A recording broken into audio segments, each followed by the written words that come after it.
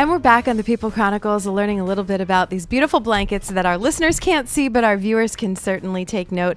Blankets of Hope. And Marc, we're learning a little bit about how we can do something like this in our community if people have the fire to get out there and do something and volunteer, and they don't know how, who, what, when, why, the backup that they need. You're here to tell them that it's not as difficult as you think. No, it's not.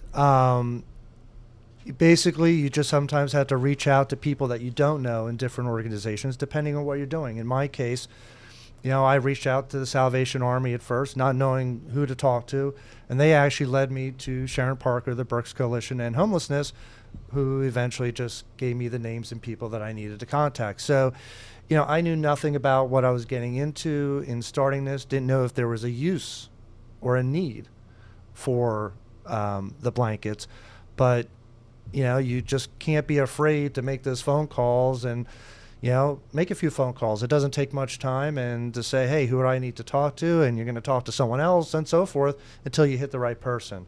And we were fortunate that I was able to hit the right person.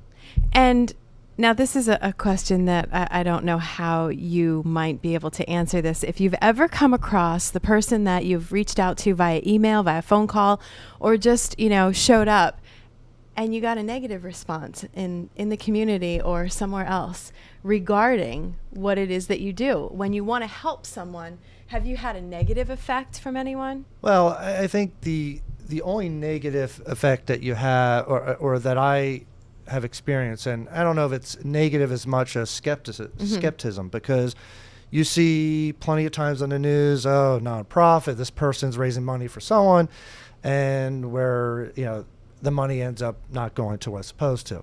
So I have had people say to me, not very many, but, well, how are you doing this? How are you volunteering this? You got to be getting paid for it. Well, and quite frankly, no. I mean, I understand the question, and I don't take it as, an insult or anything, but the fact is I have a full-time job.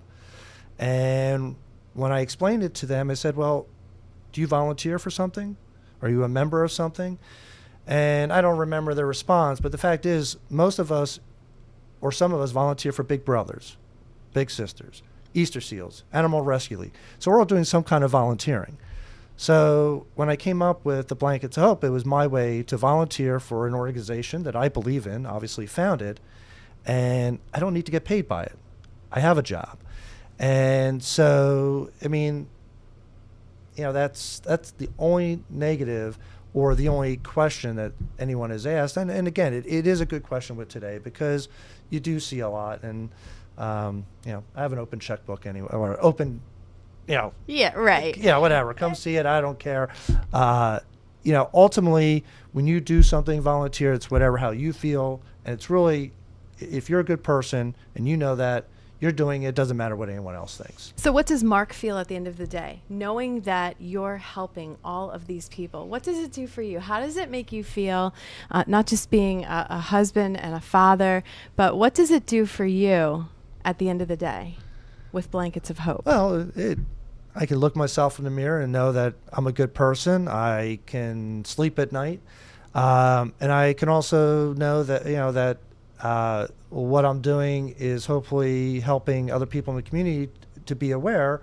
And therefore, when I do have people come up to me or, send me a message, hey, I like what you're doing, that's great. Even recently, we did a St. Patrick's Day at Klingers, where we do a raffle, and it benefits CHOP, Relay of Life, and Blankets. And when I'm sitting there selling raffles and talking to people, and they ask who Blankets of Hope is, because they know who the other two are, it's nice. And when you say, you talk about it, they're like, oh, wow, that's great. And, it's a great concept. Didn't realize that, it's, how, can we give blankets, or, how do things transpire from there? But good. So people are asking questions. They want to find out more about it. And you mentioned that you have a Facebook page. Yes. On Facebook, it's Blankets of Hope -Berks. There's plenty of Blankets of Hope out there. The -Berks at least helps know that it is for, in Berks County. On that page, we tell stories of last winter, a junior at Antietam. The second year she did it, she raised $950. Her father gave her a goal. Her first year, she raised $800. Second year, the goal was still to raise $800, and she ended up topping it with $950. So it's stories like that I like to share. The Shiloh Hill Elementary one I will be typing on there and sharing. That's a great story. The same enthusiasm doesn't help without being able to physically tell the story. But things like that, the Cups of Compassion, that information is on there. So really, I put on there and I thank people and at least let people know, hey, this organization did this. Jacksonville Elementary School for the last 3 years takes a jug, 5-gallon jug, puts spare change in. They don't fill it, but the idea is, it helps. Mm-hmm. So those are the things that I like to share on there and so forth. At Cups of Compassion, when the blankets were out there for some of the homeless or people that were in shelters, it was kind of funny because I like to sit back and watch what goes on, and they don't fully understand that there are people in this community that are willing to help them, and it was free. Yep. Here's a blanket, keep yourself warm. And they were kind of like, can I have this? It's for me. Yep. Where does it come from? And while they're kind of embarrassed to ask the question, I also think that they get it, that there are so many options out there, with people in our community. And backtracking, something else that I wanted to ask you about, when we're trying to get people from different businesses and organizations and, maybe even stay-at-home moms that want something to do or volunteer, how much of your time are you taking a day on Blankets of Hope? You, personally, a day? Well, me personally, during the day, not as much time. At night, I sit there and I ponder some of the things that we can do, but really, it's not even an hour a day. Exactly. It doesn't take much time.